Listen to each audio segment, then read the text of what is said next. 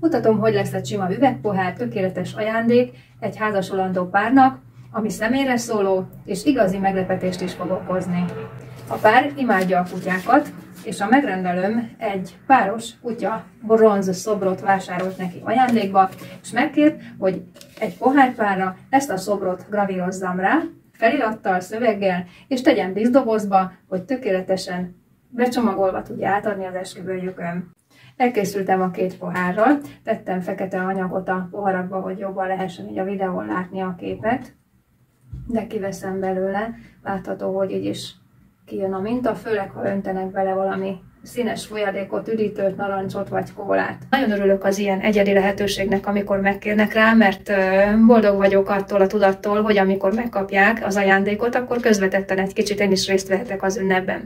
Írd meg kommentben neked ez az ötlet hogy tetszett, és kövess be, hogyha szeretnél hasonló tartalmakat látni.